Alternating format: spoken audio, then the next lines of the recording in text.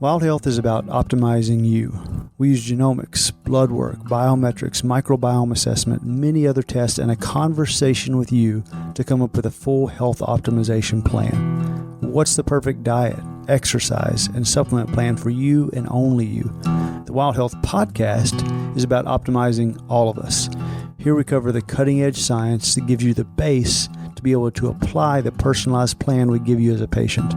To sign up as a patient, go to wildhealth.com. Or if you're a physician or health coach and you want to learn how to do this for your patients, we're happy to help as well. Wildhealth.com for all the information on becoming a patient or working with us.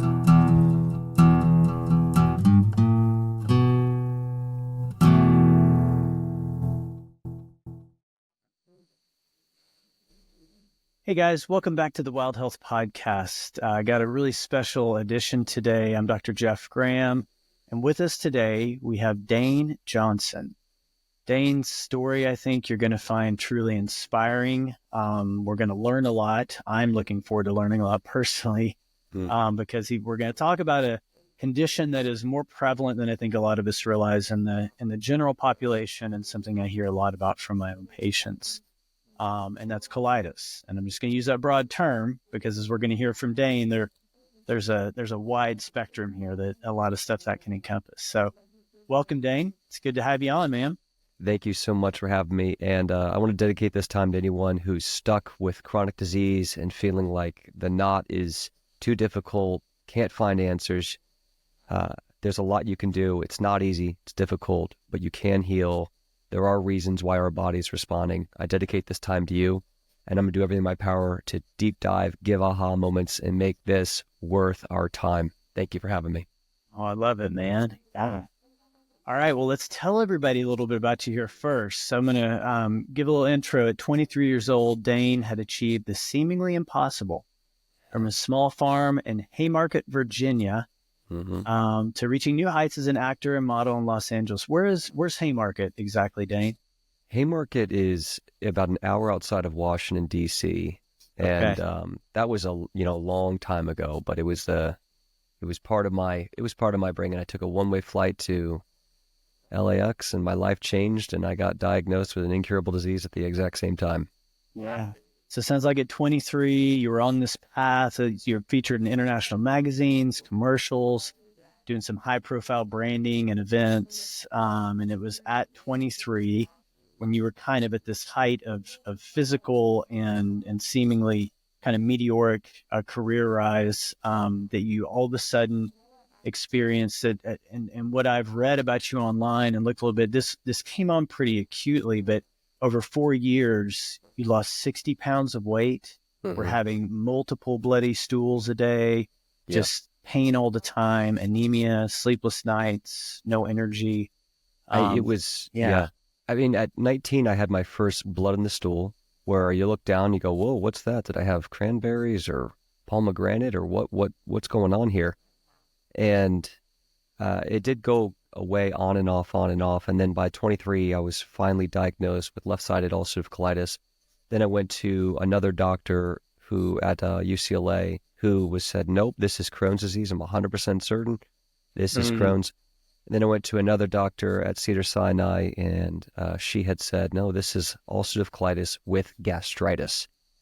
And then I went back to that same doctor, and he goes, nope, this is Crohn's disease, 100%. So eventually I was diagnosed, ulcerative colitis and Crohn's disease. So I call Crohn's colitis both forms of inflammatory bowel disease. I had some signs of irritable bowel syndrome from the ages of 12, 13 up to 19, 20 years old with bloating, gas, urgency. But a lot of us in America, around the world, experience those symptoms. We don't think a lot of it. Oh, I ate some chips and salsa. I had a few burgers, fries, Coca-Cola. And I got bloating, gas, a little loose stool. Didn't think much of it, especially as a kid. And, I grew up in just standard America. I think that's a big point there is I grew up working at Papa John's Pizza, eating Chipotle, having Subway, never heard the term organic.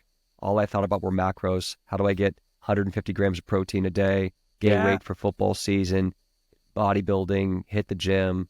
And then all of a sudden, I'm this kid from Virginia. I move out to LA, meet a few managers, agents. All of a sudden, I'm in this commercial, going out for movies, shooting Nautica, Tommy Hilfiger. I'm meeting Tommy Hilfiger on set. It's And it's like, and at the same time, I'm having 20 to 25 bloody bowel movements a day. When I say it's like, and for a kid, it's like, what is this sick trick? And for any of us, right? I'd have a sip of water, run to the bathroom, out comes a little mucus, a little blood, a little sediment. That's it. Stomach kind of calms down. 10 minutes later, you get that feeling, that twisting knot in the stomach. You run back, and a little bit more blood, a little bit more urgency. Fatigue, losing consciousness. I cracked my head open at one point just because I was so fatigued, anemic, low on electrolytes from the chronic diarrhea, urgency blood. 180, 185 pounds, 6'2", dropped to 120 pounds. I was at 26 years old is when it nearly killed me. And that's why I'm here today. This isn't just another story. I tried natural medicine for 4 years. I did extreme diets. I did fasting, bone broth, pureed carrots only, carnivore paleo style. I ate only fruit for a while. I was really trying a lot. I was flying around the different doctors, Mayo Clinic, UCA, Cedars-Sinai, different functional doctors. I went back to school for functional medicine at the age of about 25, where I knew that I had to combine this with potentially conventional medicine. I was on Entyvio, Remicade, methotrexate, 6-MP, antibiotics, 4 years on and off, prednisone, 40 milligrams tapered down for 4 years on and off. I was on Ambient. I was on painkillers. I had to be on Dilaudid for about a month straight, which is 7 times stronger than morphine. Yeah. So I'm here as a warrior, a person who's been through what you've been through here listening. I've gone through the 12, 15 years of functional medicine and dieting and supplementation and reading and working with some of the best. And even to, I nearly died of this disease where I was hospitalized for 6 weeks straight. I was housebound for 1 year. So it took me about 3 months to be able to walk again, another 8-9 months to be able to start working again. And, it was, I had a come to God moment. I had a mental and spiritual shift that helped save me. I had also a surrendering that the doctors are not evil, that they do have my best interest, but they only have so many powers, so much time. They're part of a system. And then I dedicated myself to this healing, and I built a community and program basically based on what I needed when I was chronically sick. I call that the SHIELD program. And my team of doctors and coaches, I'm the CEO of the company. We see about 120 to 150 IBD clients a week around the world. So Dubai, India, UK, New Zealand, Germany, Canada, US, Mexico, Hong Kong, you name it. I've worked with kids as young as 3 years old with severe ulcerative colitis. And I've worked with people who've had Crohn's colitis and colon cancer and other forms of cancer for 40 plus years and had 4, 5, 6 bowel resections with stoma bags. So I've come to this with, I come here, been through it, understand IBD. It's all we see. Everyone on my team, all our doctors, professors, all our coaches, we all have IBD ourselves. So it's for the people, by the people. So I'm really big on integrity and trust. I want to give you the juice today. I don't want this to be a marketing spiel. I want to really hit you with lab tests and root cause and what I found and what we've seen over the years, seeing 1,000, 2,000 IBD clients around the world who are chronically sick. That's amazing. You know, and before I do want to come back and revisit a couple parts of that story, kind of double click on some of the stuff that I've read about you online. And for our listeners, if you haven't, if you just go online and Google Dane Johnson and you will be blown away by the kind of before pictures, or I guess what would have been kind of at the depths of where you are when you lost all that weight. And the picture of me in the gray underwear is about 3 days out leaving the hospital. I was there for 6 weeks. And so I didn't move from a bed for 6 weeks. And I had such muscle atrophy. And also all the stuff, like when you take a legalized opioid like Dilaudid, those toxins need to be metabolized. And when you're over toxic, your body stores the toxins in the fat. Well, I had just lost 65 pounds. So the amount of cramping and pain and like the bottom of my feet, the skin was just coming off like it had melted. The amount of brain fog, I couldn't put a sentence together. So I couldn't walk. I mean, I moved 3 feet, take the picture and go back. And it's because I had been chronically sick 4 years prior to that and already in natural medicine school and already had tried things, had some success. The first diet that ever gave me a little bit of success was predominantly meat, because I had, and I'll tell you why, I had severe candida, SIBO, H. pylori.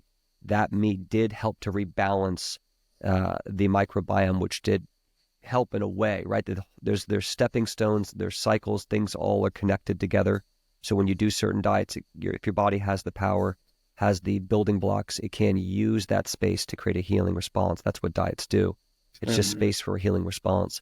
But that's the picture you might see online, or the picture of me taking the chemotherapy that helped save my life. That's another thing. When the 4 different antibiotics, 200 milligrams of infused prednisone, the 3 grams of Dilaudid, the Ambient, all that stuff, when that wasn't working, they put me on an antiviral chemotherapy that saved my life. And I really want to dive into that today, that a lot of us the problem is our immune system's gotten so weak. When there's one infection, there's almost always another. Co-infections is the problem. Root causes, root issues. It's always plural when you're dealing with real chronic issues in your body. It's never one thing. So, with me, I had severe Candida albicans overgrowth and small intestine bacteria overgrowth and H. pylori. Those 3 tend to go together. But because of that, I believe that created an environment for cytomegalovirus to overtake my body. They couldn't find it. There was one doctor in Florida who found it in one sample of a colonoscopy out of, let's say, 4 or 5 colonoscopies. Everywhere I went, they want to stick a camera up my butt and start looking around with a flashlight, right? Yeah. What's going on in here? Well, it's disease. Yeah. Thank you, doctor. You're about the 10th person to tell me that, right? Yeah. So it's, but there was one doctor in one sample who said he found cytomegalovirus. My mom saved my life because she was calling everyone I had met while I was dying in the hospital. So December 14th, 2014, they didn't know if I was going to live. I was 26 years old. Or I just turned 27. Birthday's in November. So I turned 27 basically on the deathbed. Christmas, New Year's, all sitting there, and then another year of housebound after that. So it was her who called all these different doctors. This one doctor in Florida said, I think it's the CMV, got him on the phone with the doctor at the hospital. Then those 2 doctors called my insurance, which was not great insurance, and convinced the insurance company to give me a sample of a chemotherapy antiviral, which I did wake up. I finally woke up. So I had been unconscious for about a week. And then I woke up. They said, it's working. Then they gave me the infusion of the chemo. Online, you might see me in a hospital holding the IV pull. And there's a black bag. Whenever you see a big black bag like that, that's going to be a chemotherapy drug. And that's what that is. And so that saved my life. I woke up, and then about a week from having that infused, I checked myself out of the hospital because there wasn't much they could do. Went home, called one of my naturopath professors I've been working with for about 1.5 years, who I was studying under. And I started down the road. And there was a lot I learned because I went to many different NDs, and it was, let's take some D3, let's take some omega-3s, let's take some vitamin C, vitamin A, let's take a probiotic from Whole Foods like BioK or VSL3, a lot of standard stuff. Yeah. And I wasn't better at all, not even 2%. I was just getting worse. So a lot of people can relate with that. It's like, I think I'm doing everything. I'm not eating gluten. I'm not eating dairy. I'm taking these standard supplements. I'm doing some breath work. I'm trying to sleep. It's like the case is here. We need black belt status jiu-jitsu. We need to really understand where to move, because you only get so many moves when you're life-threatening or that sick, and you're on the clock because your body can only stay in that state so long. So, yeah. Well, and one thing you said just a little while ago really, really caught my attention was, the title of our podcast is supposed to be supporting Crohn's and colitis naturally, and that's what I really want to hear from you a lot about. But you mentioned something earlier about your philosophy or mindset and how that started to change. Can you give us a little bit more information on that? So, first off, healing starts in the mind. You have to decide that you're going to heal, and you have to decide that you're going to feel good energies and give yourself what you need, even though. So just finish that, even though. Right now you're listening, you're saying, yes, but Dane, I've spent all this money. I'm chronically sick. I can't sleep. I'm in pain. I've got headaches. I don't feel good. I'm dealing and battling with depression and anxiety. It has to start with the mindset saying, I'm going to seek love. I'm going to seek positivity. I'm going to seek gratitude. I'm going to seek solutions. And it has to start with you becoming the CEO of your health. When you become the CEO of your health, you also become the CEO of your spirit and the CEO of your mindset. You can't afford to live in the gunky negative energy at which you can enroll the entire world about. Here's what I mean. When I was chronically sick, I could easily tell my mom, my dad, my sisters, girlfriend, the doctor, that you don't understand. You've never had this. I'm a victim. I'm in pain and suffering, and you don't know what it's like to not be able to eat food without being in severe pain. You don't know what it's like. And then they would back off and say, I'm so sorry. I wish I could take this from you. And then I would crawl into a corner, numb myself, and try to just escape, some form of escapism. Marijuana maybe, or TV, just Netflix. Living in your pajamas. So when I say that you haven't decided to really heal yet, there's not many people who can tell you that, but I can say it to you because I've been in your shoes figuratively in many ways, chronically sick, even if you don't have IBD. You've got to decide that you're done being sick. You've got to be the CEO and really own how you feel, what you do, what you experience. So when I was chronically sick, I would wake up whenever, I'd watch TV, I'd eat whatever was put in front of me, I'd sit in my pajamas, I had a big old beard and long hair because I hadn't left the house or done anything in so long. And then if anyone gave me a hard time, I would just use that trump card. You don't know, you don't this, you don't that. When I finally healed, what changed is I woke up early. I did prayer and purpose every single morning. I got sunlight every day. I read first thing in the morning because I need to put positive energy, excitement, possibilities.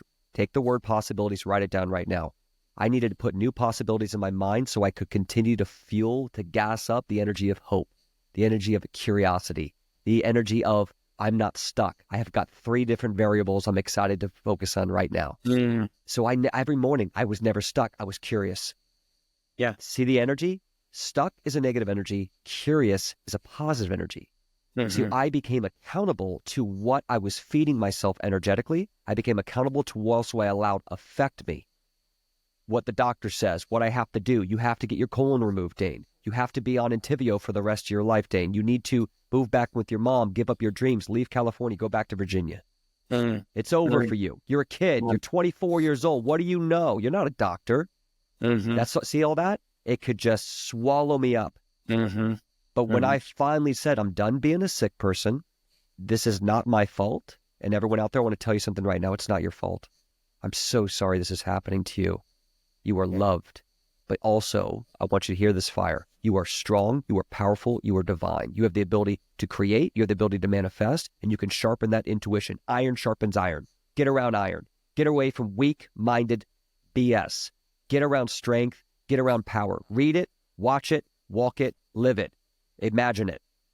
And that's it. It's like when I was backed into a corner and I was dying, it was like you either just become a victim and just accept this reality, or you let your heart sing, you roar like a lion, and I couldn't walk, dude. I was pooping my pants.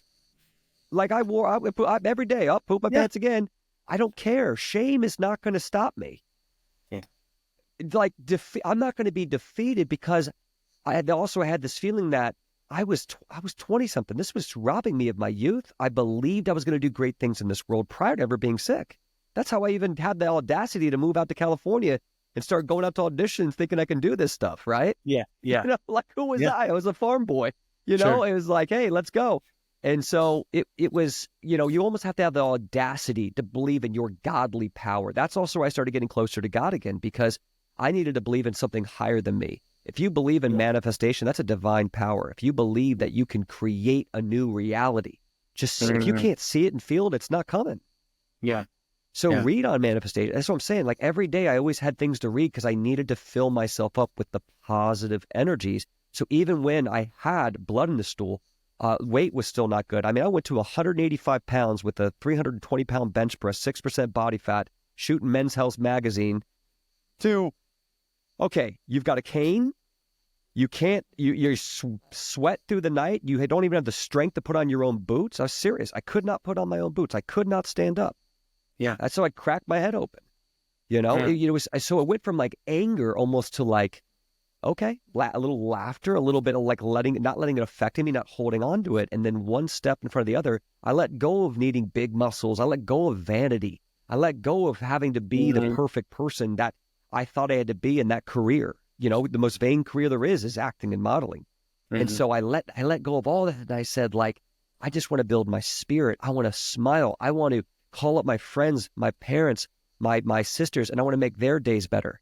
And then I'd start thinking more positive. Like, Dane, would you rather go through this, or would you have rather you lose your mom early in life? I'd rather go through this. Like, give me the pain. Yeah. Give me the pain. Would you rather your kids go through this? I've got 2 sons. Would I rather your kids go through this or you go through this? Give it to me. Yeah. Give it to me. You see, when you start having those feelings, that's when the fire is roaring inside of you. If you don't have that flame, don't just use my flame as a catalyst to start yours. Like a rock on a knife, like trying to spark your own. But you got to get your own fire inside of you so that as you start walking, you can keep walking, you can keep listening, you can not shut off your heart and your mind towards possibilities, and you could be consistent enough for long enough. I was housebound for a year. Yeah. But I was happy. I was moving forward. I was in natural medicine school. I was building a new career. I was giving myself an exit strategy from taking pictures, and it was the best thing that ever happened to me because of that effort. It was either going to be the worst thing that ever happened to me or the best. And that's what I want to say to you. I know right now that you're suffering from this and it's the worst thing, but can you make it the best thing that's ever happened to you? So I want you to picture something right now. And this is part of that manifestation. Picture you've healed yourself completely. Picture that you were safe in your body. You wake up and you just feel safe. You don't feel threatened anymore. You don't feel fearful of the future. You don't feel fearful of the tests. You don't feel fearful of the doctor anymore. What power do you have? It's unlimited. Right? My God. What can you do for everyone you love? Yeah. It's worth more than money. Yeah. You can connect. You can grow. You can give people opportunity about what works, what doesn't, why. Run towards it. And if you're not sick right now, what's the most valuable thing on the planet? Being able to optimize your own health. Tell that to Steve Jobs. Exactly. The most valuable thing on the planet that the billionaires are waking up to is the fact of putting in effort, not just money, effort, energy, focus, trial and error into self-development, health, mind, body, spirit. Learning how to get rid of environmental toxins, heavy metals, right? How to get rid of seed oils and processed foods and glyphosates, and how to eat like a king again, like a queen again. Yeah. Healthy food tastes great. I love it. Yes, it does. It does. I think that's what a lot of us need to wake up to, for sure. For sure. So I hear you saying you've moved on. The big shift I heard was kind of this victim mindset, this scarcity mindset into an abundance mindset. And you're waking up every day. You're thanking whoever it may be, your higher power, for the blessings, the things you do have in your life that can keep you excited, keep you moving forward. What was the action that came out of that? What then developed for you? You're in natural medicine school. What did you start trying yourself? What did you start, learning through your own studies that were really going to help heal you? Beautiful question.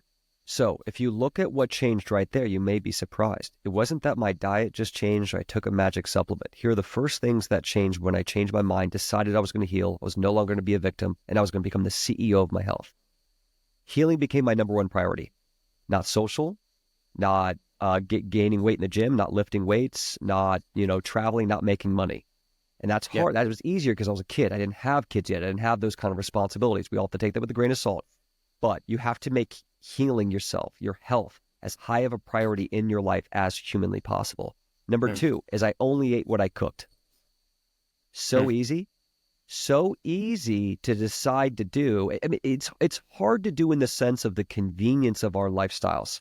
Yeah. But I was so sick and so tired of being sick. I said, I don't know if I should be AIP, paleo, carnivore, fruit. I don't know yet. But I do know that if I only eat what I cook, I'll sharpen my intuition. I'll reduce the variables of what's in the food and how it's made. And I'll get better understanding when I journal on it of how I feel with it. And that's how I narrowed in and customized my diet. Because I had worked with David Klein on the fruitarian diet. I had worked with different doctors with AIP, paleo, carnivore, and tried different things and followed famous diets per se. But that's how I built my nutrition style. So I took the power back from having to be a bubble boy who lived on a famous diet and followed those principles of the famous diet, almost like a religion. Yeah. And I took my power back to build my custom answer and start figuring out, why was I responding? Am I really allergic to the eggs? Why am I having a problem with salad, beans, whole grains, seeds, nuts? These all are serious problems for IBD. That's why IBD has their own famous diets. If you look at specific carbohydrate diet, if you look at a lot of different diets around IBD, they're specifically made for people with severe gut health disorders, right? And because what was generally good that a doctor or a registered nutrition was talking about didn't work with IBD, because we can't break down the fiber, because we can't handle the insoluble fiber, the lectins, we can't handle seeds and skins. And so that's where I started understanding, like what was happening with my anatomy, not just Crohn's or colitis, what's happening with my anatomy. So I only ate what I cooked. I made healing my number one priority. I stopped sacrificing and I started investing. So before and for 4 years when I was suffering, I was sacrificing the lifestyle I wanted to eat this way because someone else told me to. Now I was invested. 90 days, baby, let's go. 90 days, I'm invested. Like 75 hard, right? Yeah. It's like, just go for, let's build you up. Imagine you want to build the business. All of you out there who've been successful one way or the other, how'd you get successful? You invested a certain amount of time into building that company, building those revenue streams, building that social ability, building that whatever you built. You've got to do the same thing. Make an investment. Stop seeing it as a sacrifice. Okay? If you save $100, some people say, I sacrificed these new Jordans because I put $100 in an index fund, right? Well, the other person who's really going to become wealthy is going to say, no, I just invested in my future. I'm going to be a millionaire in the next 5 years if I keep this up. Yeah. You see the difference? So stop sacrificing and start investing. It's not that I'll never eat gluten again. It's never that I won't have alcohol again. It's never that I won't celebrate with some kind of food out in New York or Manhattan on a night with my buddies again. I'm just invested right now at optimizing my health to get to the next level, to prove that I can get past this. So I made an investment. Next, I journaled every day, healing journal. So you need to journal because you need to know what were your symptoms 7 days ago versus 3 days ago versus a month ago. So I journal for 190, 200 days where I could show you exactly what I ate, what my symptoms were, how many bowel movements I had, what they looked like, what my weight was morning and night, if I had my supplements, if I had good water, if I had any celebrations or any exposure to gluten, dairy, or things that I knew I was sensitive to. So, and then I could graph it and I could literally show you 20% less blood, 25% less blood, bowel movements, 12 down to 8, down to 7, had an increase in 8. Maybe it was the stress. Maybe it was because it's winter now. Maybe it's because I didn't sleep as well. Maybe it's because I added that spice onto that meal. Maybe because I had too many eggs, or maybe I couldn't break down those fats properly. Yeah. So I started being able to ask great questions based on what my journal was telling me. But that's like an incredible amount of diligence. I mean, you were doing that, but that was part of that investment. You say you want your life back, right? Yeah. Right, Dr. Graham? Yeah. You say you want your life back? What's more important than your health? Yeah. What have you been that diligent with anything else? If you're not that diligent, you're not going to be a top 5%er. Yeah. If I'm talking to someone who's been successful in life, how'd you do it? You were a top 5% because you were willing to do things other people just sniff their nose at. Well, I had been sick for 4 years straight. My family had already spent $50, $70, $100,000 plus. We were a middle-income family. I was losing my 20s. I was losing my life to this. I was no longer willing to be sick. When you become the CEO, what are you willing to do? If it's your company, are you going to take those notes? Do you know your EBITDA? Right? If you don't know what's your data on anything you do in this world, it's most likely going to fall awry, and then you're going to have an excuse on why it didn't work. Yeah. And that's exactly what happened for 4 years. I never tracked it. I never owned it. I was just eating what the doctor told me to do, that my mom was trying to keep my spirits alive, to keep it up as a 20-year-old kid or 21-year-old kid, looking at my clock saying, how long do I have to eat this chicken, rice, and carrots? Oh, God, I'm so tired of this meal. I can't keep this up. And I just try to binge escapism to let the time go, waiting for it to kick in. And when it didn't kick in, I'd say, see, it was a waste of money. See, it didn't work. Yeah. So there's an energy problem, the healing. And then here's the last thing I realized. So as I was trying to heal, it's hard to stay consistent. And when I look back and meditated on the last few years of failing to get results with natural medicine, I failed for 4 years before I got any results, is I was constantly battling the idea of unhappiness while trying to heal. So whenever I tried to heal, it isolated me, made me feel alone. It made me feel unrelatable. I would enroll people that I was a sick person and couldn't eat like them. I couldn't live like them. So I felt isolated. I didn't feel like I could connect with a girlfriend at the time or even family. I didn't feel comfortable at Christmases or New Year's, and everything was a disaster. Everything was a trauma. So I realized that I had to get happy and healthy at the same time. So every time I was celebrating with happiness, I'm back at the bar, I'm back with my friends, I was always doing things that are making me more sick. Seed oils and gluten and crappy food and staying up late. And because I was also dealing with adrenal fatigue, so you had to be very careful with that. So I had to get happy and healthy at the same time. Some key takeaways. I stopped telling people what I couldn't do, and I tell people what I was going to invest in and what I was inspired to do. And I was telling them why all this is bad for humans, not just bad for me. Once I started being able to say, like, well, you can't have gluten. No, well, gluten's filled with glyphosate. It's got way too much gliadin, causing gliadin toxicity in the gut lining. That's why the levels of gluten intolerance have peaked so much in the United States and elsewhere. And yeah, maybe I'll have gluten again in Italy, but I'm not going to have it here right now.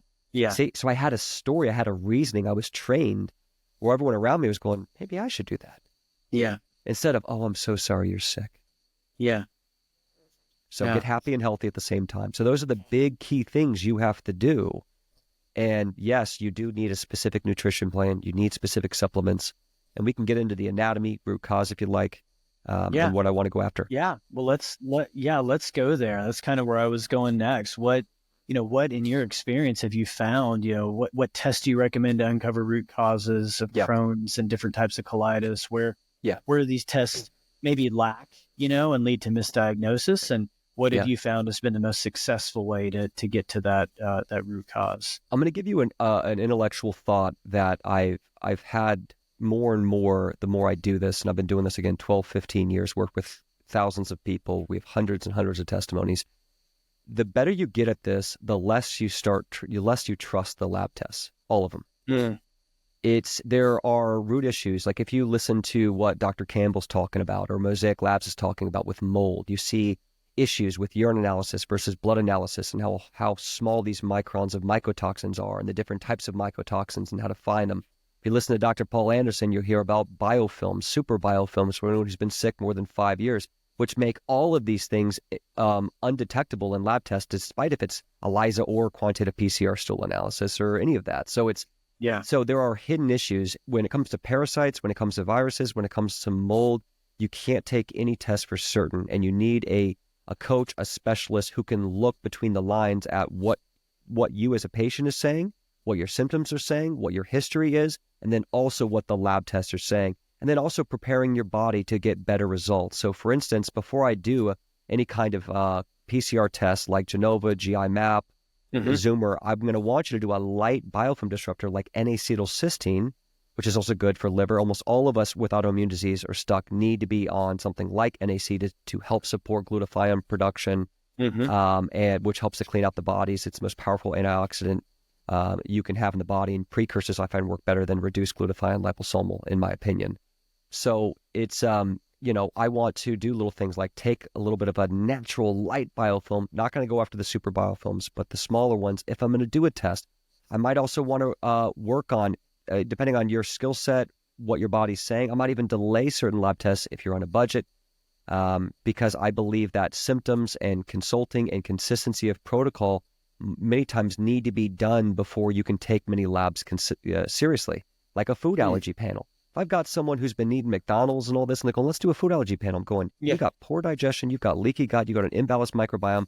That thing's going to light up like a Christmas tree, and I don't really take it seriously, and it's just going to cause you more trauma. So I think that there's things you can do around. The first thing you want to do is build your proven daily blueprint.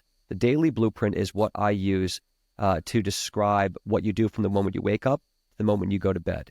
You want it to be something that you feel you can be consistent with, that's simplified, but yet effective. A lot of times we're overwhelmed, and then how effective is it? Where's the experience? Where's the strategic nature of that blueprint, right? Taking 20 pills a day, are they really going to get a result? Yeah. Right? So build your daily blueprint. Make sure it's simple, yet something that we think is truly impactful, and then doable. So one of the things I teach is 80% of your blueprint, 80 to 90% should be first thing in the morning and last thing at night, like brushing your teeth. You want to open up your day so you can work, you can travel, you can do the things you need to do with your kids, your life. and that increases consistency. And then you need to categorize what you're doing. So there has to be training. One of the biggest mistakes you're making is you're taking things because someone tells you to, but you don't actually understand why. So one training I'd tell you is, if you can't give me 2 to 3 sentences on what it does and why you were personally taking it, then you haven't done your job as the CEO of your health. So I call it solving supplements. You want to categorize your supplements, either a supportive supplement, an antipathogen, a probiotic, a mucosal healer, or a binder. Okay. And so if I walk into a store, I can see 1,000 supplements and I can categorize each one. So now I just know what is it doing in the city, right? Antipathogen SWAT team, those are killers. Take out the bad guys. Probiotics, those are my police officers. Defend the city, make sure that things are calm and just protect the streets. Third is a mucosa healer. Those are your medics. Those are the people that are going to put out fires. Firefighters are going to calm things down, heal up your police officers. Next is going to be your binders. Binders are like your immigration control, right? Your DEA. They help to get the stuff, the foreign invaders, get all that stuff out of there. Heavy metals. Get them out. Yeah. Yep. Heavy metals, environmental toxins, endotoxins, mycotoxins, all this stuff we got to get out of our body. We have detox systems, but they're completely overwhelmed with this foreign plastic chemical big pharma crap that is not, our body is looking at it like a complete alien. It can't get it out. So your liver needs help in phase 1, phase 2. Your kidneys need help. Your lymphatic system needs help. Your skin needs help. You need to sweat. If you're not sweating, you're not detoxing. That's another one. You got to be able to poop. You're not pooping, you're not detoxing. That's it. Yeah. That's just the hard, cold truth. So that's where you have to start thinking about, what are you doing and why. Don't just do things and hire someone to tell you to do them. Get someone to train you on your body and what works and why, and get empowered. Don't just learn, absorb, be the answer. Don't just go try to find the answer outside of yourself. I love that you really preach that message, because we have that a lot as an optimization company. I can't tell you the number of patients that I see that come to me on 40 supplements when I start seeing, and that's usually one of my assignments will be to say, hey, why don't you go back before we talk again? I want you to write down the reason that you're taking each of these supplements for, because we need to understand that first. And as you know, I think the supplement industry was like a $7 trillion industry last year. Yep. It's absolutely. And I know there are supplements that they can be life-saving and great things for people when in the appropriate setting. But I do feel like we are over-marketed big time by multiple different supplement companies. Yeah. I mean, it's business, you know, it's just, unfortunately, and that's where the one problem, you know, this is a side note, but capitalism is amazing. But one thing is, it doesn't have any way of checks and balances of looking at money versus morals. And that's where the human nature has to come in to say, it'll always be morals over money, because with capitalism, sometimes it can push money over morals. And we have to watch out for that, especially with health, which is a little bit like oil and water. Money and health is very dangerous. That's very true. I haven't heard that analogy, but that's a good one. Yeah. Yeah. It is like oil and water. Yeah. So I'm kind of still, I'm wanting to go back in your story a little bit. So you're finding success, you're adjusting mindset, you've employed some new therapies, and tell me what differed in your experience between when you were doing like the biologics and the, you know, the things that you got hit with hard early on, saying this is what you need to get to heal.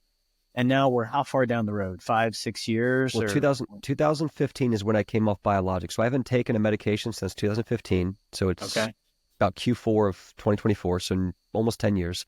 Yeah. I went from 122 pounds to 185 pounds. So I've been good for a decade. Now I've had speed bumps of life and hiccups. I got COVID in Dubai on my honeymoon. That was a disaster. You know, many things. Yeah. But what did I do? So first off, highlights is I have 1 to 2 bowel movements a day. I can eat a broad range of natural, organic, whole foods.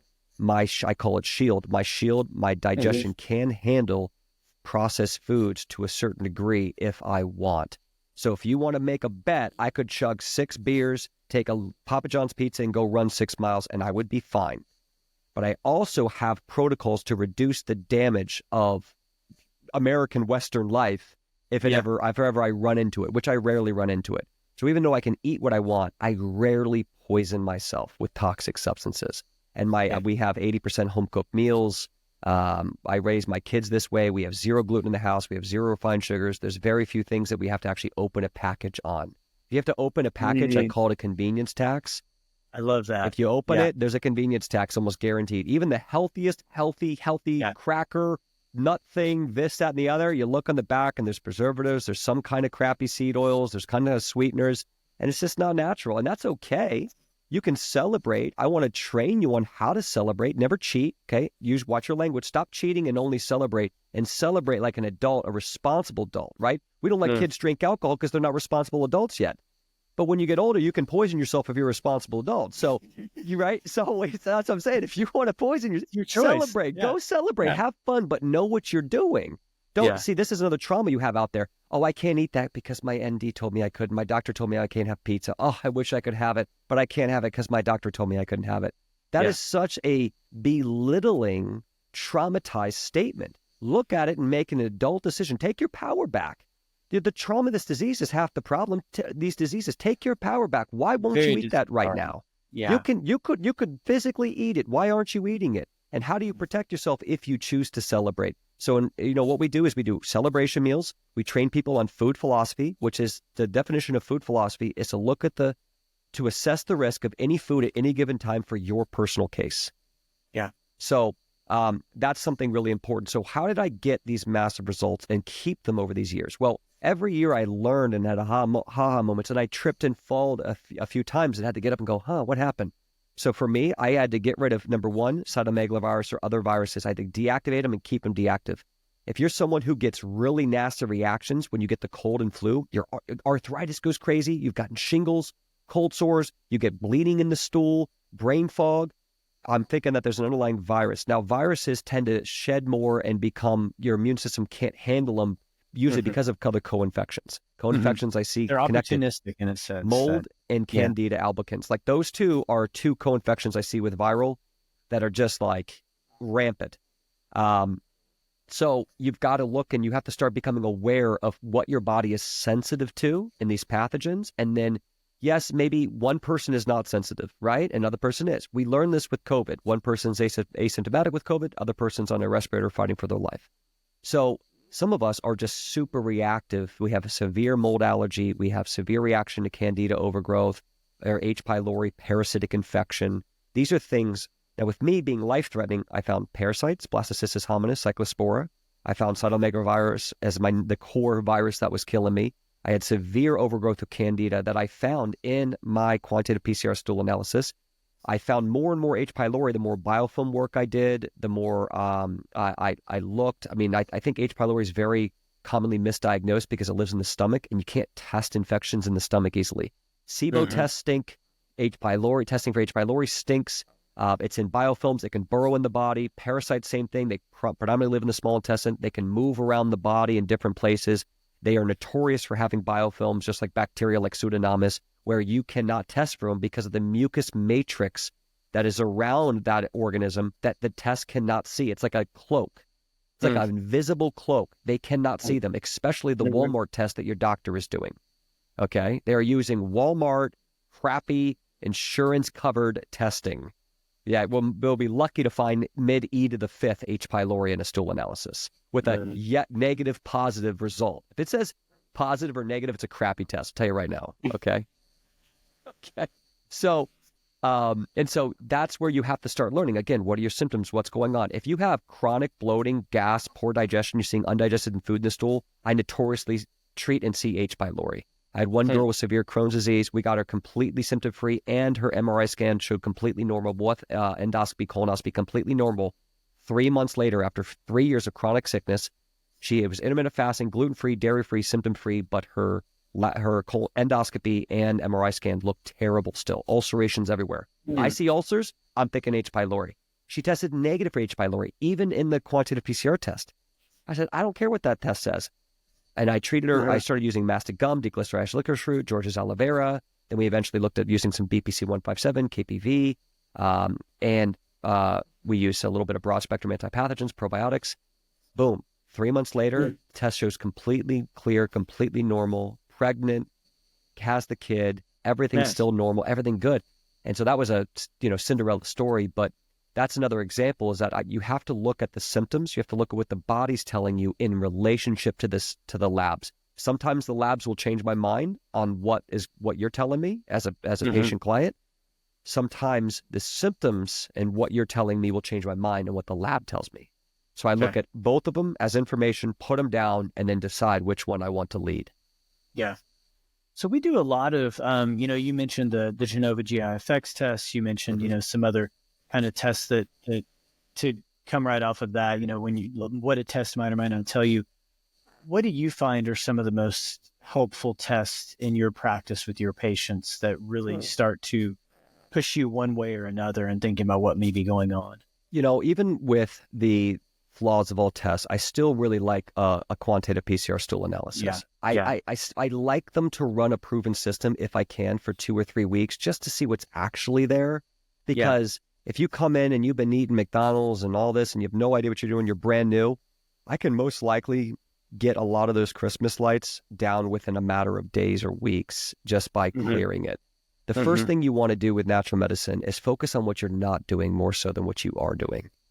Okay. What you're not doing. You have to get rid of the things that are so inflammatory. You can have all the curcumin and non-rancid omega-3s you want. If you are constantly putting in stuff that you are allergic to or it's extremely inflammatory, it's almost worthless. You have to start with what you're not doing. So I do like the 2 tests I think we get the biggest bang for our buck on. There's going to be a quantitative PCR test and an organic acid test. Because now I can look at urine, I can look at stool, and I can paint a picture. I like to see what the calprotectin is. I like to see the short-chain fatty acids. I like to see if there's a problem with akromansia. I like to see if I'm even finding, I can't tell you how many clients the doctors say there's nothing you can do. You have to be on biologics for the rest of your life. You have to get your colon removed. And I'm finding E to the 6 candida subspecies. It's going, well, ma'am, sir, it's right there in a non-invasive stool test. You have a massive overgrowth of candida. Okay, I see candida and viral load activation be implicit in colon inflammation. If your colon is going nuts, I'm almost always thinking candida and viral load. Now, mold is a problem. Parasites are a problem. I don't see it usually cause at the point that we're talking about colectomies. So just a generic thought of experience, like what I'm thinking about in the head with this person. So I like those 2 coming in. The third test, I see over 50% of my clients coming back with active levels is Dr. Arman's viral load panel. Now, he created a custom viral load panel for my community for IBD, where we look at 6 viruses and 2 enterobacteria. And what's great about this is he's looking at IgG, IgM, and IgA. Our doctors are only looking at IgG and IgM. So that's either past infection or a fresh localized infection. IgM is about 10% of the time accurate. I don't really take it that serious. If I see it, it's like obvious. Okay, yes, you absolutely have this. And IgG is just past infection. So we don't know what's current active infection. Another thing is IgA is an antibody of local mucosa reaction. So if I find IgA, I'm already thinking, where's a local mucosa reaction? That's your gut lining. That's your blood-brain barrier. That's maybe the cell lining. Right? Cellular inflammation, brain fog, mental issues, arthritic issues, colon issues. And so, and then he does ELISpot technology on Epstein-Barr virus and cytomegalovirus. So we look at lytic and latent, which is, active and non-active, just another way of saying it. So I love that because I'd say over 50% of the clients I work with IBD are coming back with current active viral load. And I've had clients who are not responsive to prednisone, biologics, diets, 15 bloody bowel movements a day, nothing stops it. I put them on some herbal antivirals, and it's like magic. What are some of those herbal antivirals you like to use? So my favorite, my favorite company is called Nutramedix. Nutramedix is a single herb dropper formula who makes their own herbs in their own gardens, their own farms, and then formulates them with 1-2 ingredients in dropper form. The beauty of this is that I can microdose it, okay? I don't have to take a capsule. It's easy to do with kids, adults. I can put it in water. It's hardly tastes like anything. Minimal to no type of ethanol or alcohol in there. And they've managed A to Z those herbs. So there's 3 favorite herbs I like to use. Number 1, my favorite to start with is called Ticuna. And a lot of people, almost no functional doctors I've worked with have heard of these, right? And I found this I was in the woods and I found this golden goose of protocols. Nutramedix has got amazing stuff. And so if you ever want to talk about the integrity and authenticity of supplements, Nutramedix is A+. Okay.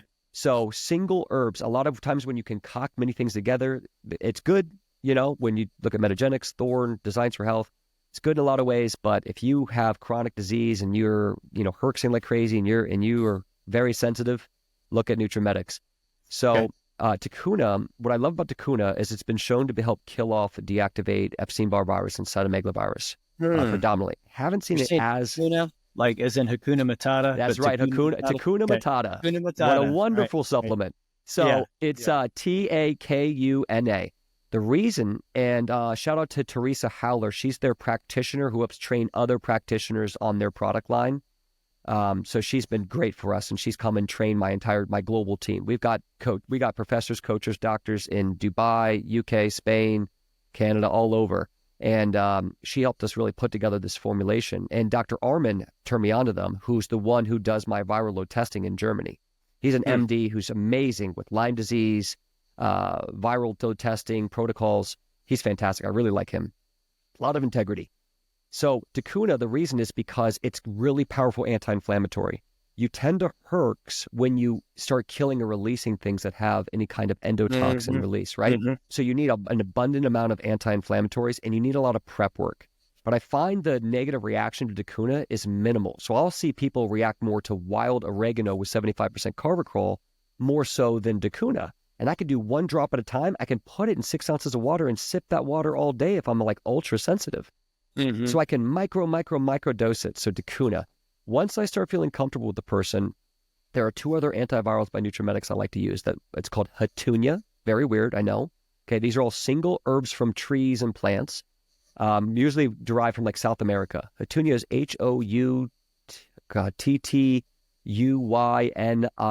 I think it is. If you just Google that, Google will help you out and figure out how to spell that. But Hatunia is a little bit stronger of an antiviral. It is not as strong anti-inflammatory property, so people may herx a little bit on it, okay? The third one I'll use for many different issues I love is called Cemento. And Cemento is another name for cat's claw. But this form of Cemento has active TOAs that are natural immunomodulators. So in some clinical research, they found this form of Cemento to be just as effective as methotrexate at helping to calm down autoimmune reaction. Wow. In rheumatoid arthritis. Okay. So I thought that was astounding, right? And it's just a natural herb. Methotrexate can increase chances of TB, right? It's like, this is just an herb. So really, really cool stuff. You can microdose up, start with 1 drop. You can slowly work up to 30 drops twice a day if you want, but speak to your doctor. This is not medical advice. So I want you to do your own research on that. Exactly. And this is all learning for me. This is mind blowing. Yeah. So let's take. But also add in sorry, Dr. Graham, just to add on there, guys, start looking at something basic. If you don't know this or don't have experience, if you believe virus could be a problem, just monolaurin. Monolaurin's been clinically shown not to affect the microbiome. You can take it long term. It deactivates viruses. It's made of coconut. It's super easy. A little vitamin C for absorption. Monolaurin, once or twice a day is so good to help deactivate those viruses. Lysine's supposed to be stronger. Some of the research I've looked at, some of the books I've read on Epstein-Barr virus call for lysine. But I've seen monolaurin do great things, and there's a lot more research on monolaurin being safe long-term. Yeah. What do you find? Do you find case uses for glutamine? Are you a big fan of that? I'm not as much of a fan of glutamine just because I've read some of the articles of how glutamine can increase the risk of certain cancer growths. And that it can feed on it. I don't know if you can research that, glutamine and cancer growth. You'll see some clinical studies on it. And I don't know what to do with that yet. I still use glutamine, but high dose, 5, 10, 15 grams a day. I've seen it effective. I've seen it stop diarrhea. I've seen it helpful potentially with the secretory IgA growth. But I would prefer Saccharomyces boulardii with the SIGA, and just good sleep and, polyphenols and prebiotics and, probiotics, specifically the bifidobacterium. I like that. I think glutamine's good. I just got a little sniff around, high dose glutamine and just saying, okay, I want to hear a little bit more on that. I think more the plant-based world's going to go heavy on that glutamine fact. Yeah. Because glutamine is predominantly found in animal-based foods. So it's just look it up and look at it. I'm not saying I still use it. I still put people on 1, 2, 3 grams. Yeah. But where I'm at personally is I have so many other tools on my Batman belt that I really don't need it. And I find things that are more effective. Yeah. Tell me, you've mentioned this shield thing a couple of times, and I think you've brought in different aspects of it throughout our talk. But is there can you give us just a couple of sentences about this is my shield? This is what composes my shield to kind of sum it up. Yeah. SHIELD stands for supplements, herbs, imagination, exercise, lifestyle, and diet. Build your personal shield. Okay. Okay. So the brilliance of it is when you're in when you do the SHIELD program, you're surrounded by 1,000+ other members who are also building their own shield. Everyone can cherry pick off each other. Everyone can learn from each other, take it, leave it, and everything can fit in the shield. So if you're bringing some philosophies that have worked from another doctor or another experience, you can implement anything into your shield. So it's all there. That's where imagination is really important. So we have people who are Indian, we have people who are vegan-based, we have people who only eat meat, we have people who are focusing on hyperbaric oxygen therapy, people are focusing on peptides, red light therapy. And so the basis of the program is, number one, you get a coach. Your coach has IBD themselves. They specialize in this. This is all they do. They help build your plan for you, okay? And you can work with them 3 months, 7 months, 12 months, however long you want. And then the program has professors. It has a 12-week course. It has there's about 4 live trainings. We have a professor of nutrition, a professor of mental health. We have a professor of supplement and herbs, and then I'm the professor of protocols and strategies. So we have 4 professors who go live every week to talk on topics. So last week's topic was, what medications do I use, when, and why? So to talk about 5-ASA stomach coaters, when and why. Steroids like budesonide and steroid, when and why. And immunomodulators, what are their names? What are our worries about them? Biologics, all of that. Next week is on cold and flu. How can we reduce? Are you seeing reactions with cold and flu? What can that tell us about your root issues? How do we reduce cold and flu as they're coming up right now? And what are our best practices, and where can we make sense of that? So we go live every single week. It's an app on your phone.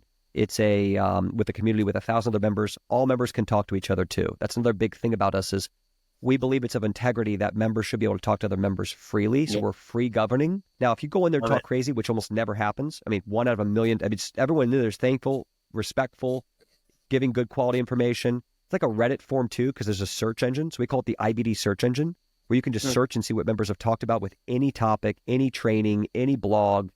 And then we have hundreds of, we go live 4 days a week. So we have a program, we have coaches, we have professors, we've got certain doctors on staff. And I really like, one thing I also want to highlight is our EFT support specialist. Shout out to Rachel. So she does trainings on trauma, fear, worry. She specializes in emotional freedom technique. So you can hire her one-on-one, or you can come to her lives like a professor at a college. So it's all IBD University, like a college. And she will take you through tapping sessions. She can talk to you about hypnosis, make recordings around hypnosis.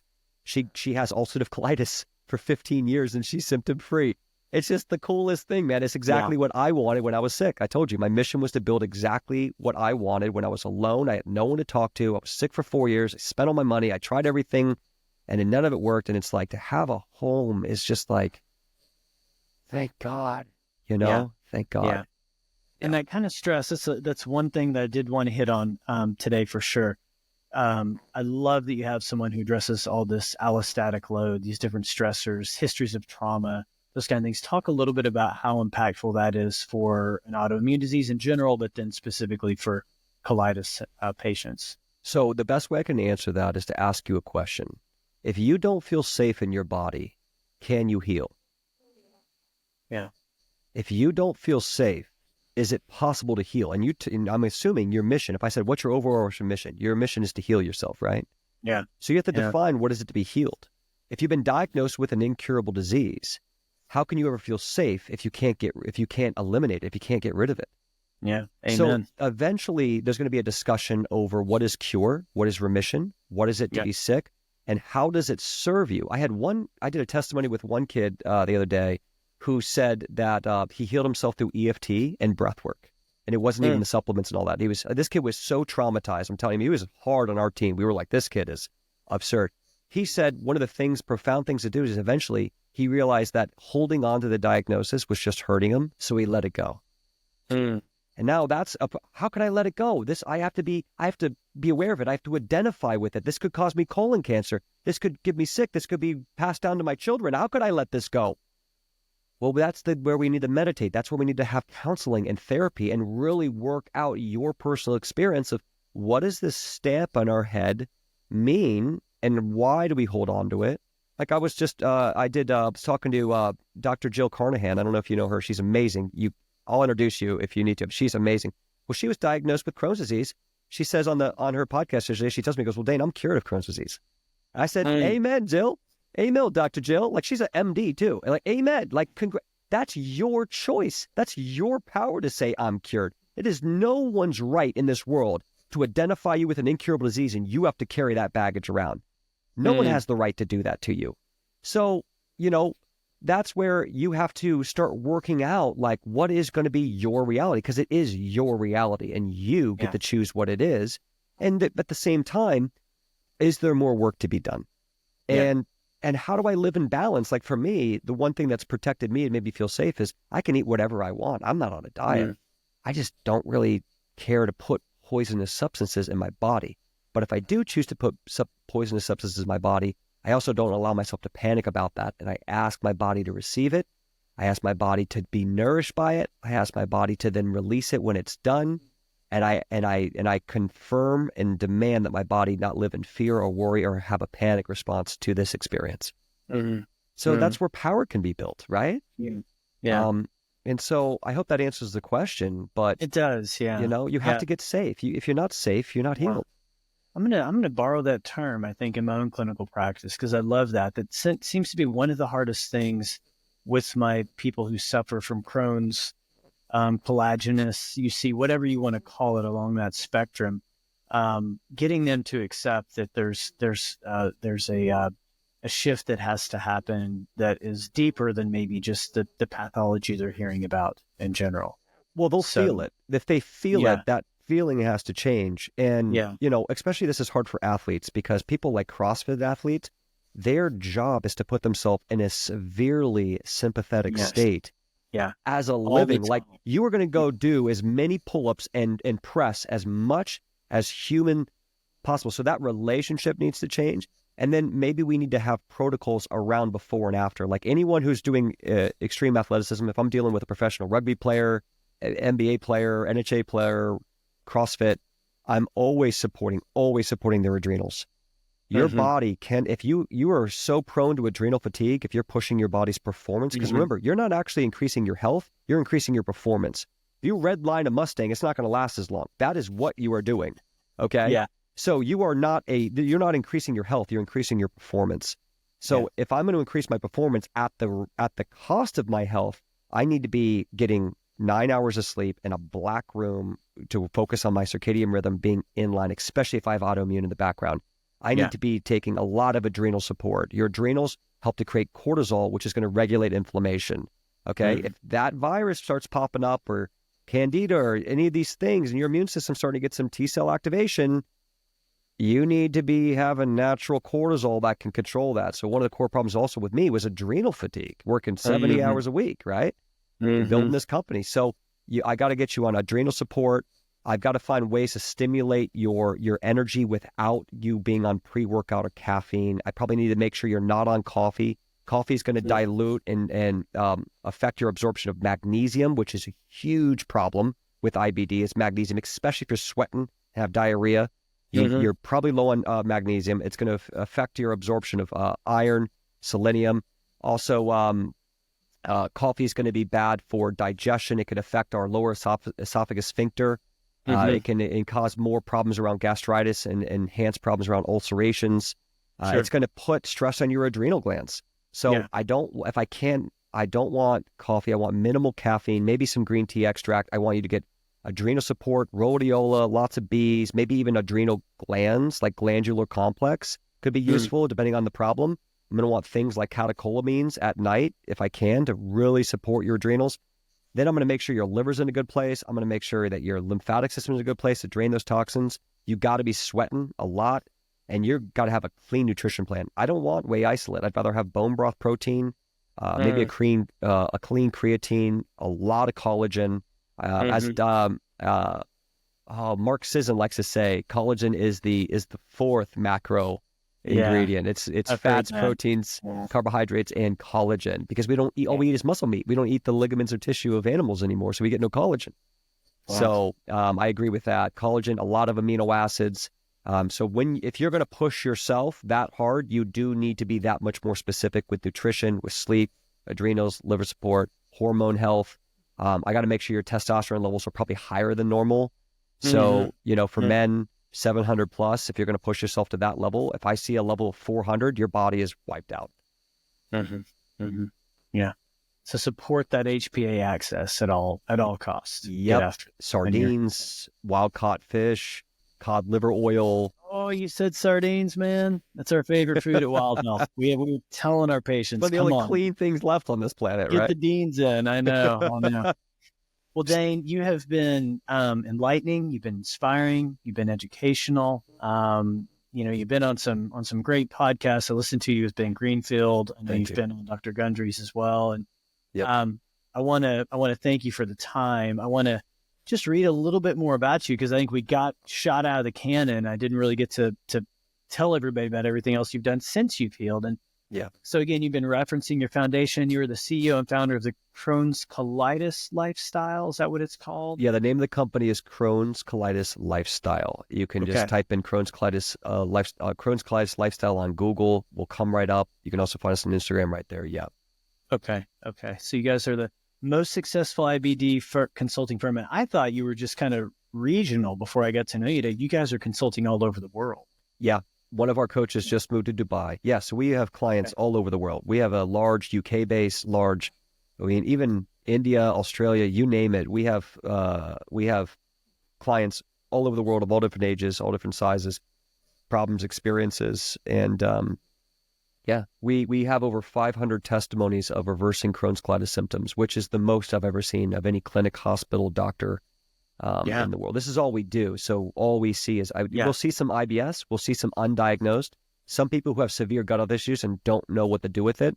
If we feel it's an integrity, we'll partner up with them too.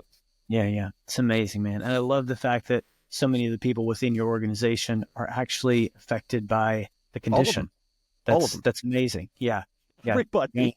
Walking the walk. Our chiro doctor, our EFT specialist, myself, my operations manager, her dog has ulcerative colitis, so we say that counts.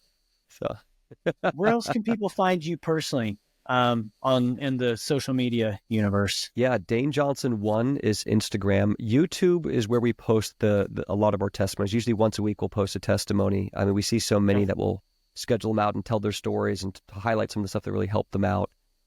So if you just go to, just type in Crohn's Colitis Lifestyle or Dane Johnson Shield into YouTube, you'll find us, and Instagram. So IG and there, a little bit on Facebook. Those are the most places where we focus. We don't want to, try to post on every platform at all the times. We need a bigger social media team to do all that. But YouTube and Instagram is where we prominently are. Our emails. Also, if you just go to crohnscolitis.com and download our free ebook, we'll have a lot of tips and tricks in there. It's called 6 Tips to Healing Crohn's Colitis. We've got a few different recipes and a few little things on how you can start. And you'll be in our email list looking at everything we do. We also have the Shield program. If someone's on a budget, they can always look at IBD University, which is a monthly subscription. You get access to all our professors. So it's like an access to the college. Oh, cool. Yeah. Wow. And it's a mobile app. I mean, our goal, and maybe Dr. Graham, we'd love to have you on and talk about what you've learned and how you can support. I think it goes both ways, but we constantly want to have, expose this community to, what is the truth of healing and what works and what experiences have you had? Because I'm sure you've had just as much and can teach me just as much. So thank you again for having me. Man, your message is one of hope and it's inspiring, and I appreciate you sharing because this is such a life-altering diagnosis, disease, condition for so many people. So thank you for sharing today. Thank you. Guys, that'll do it for today. Thank you again, Dane Johnson. Hope you've enjoyed this episode of the Wild Health Podcast, and we'll see you soon. Thanks so much for listening to the Wild Health Podcast. If you want more daily health education, be sure to follow us on Instagram, which is filled with health optimization how-tos, grocery shopping lists, guided breathwork posts, myth debunking, and so much more. You can find us at Wild Health MD on Instagram.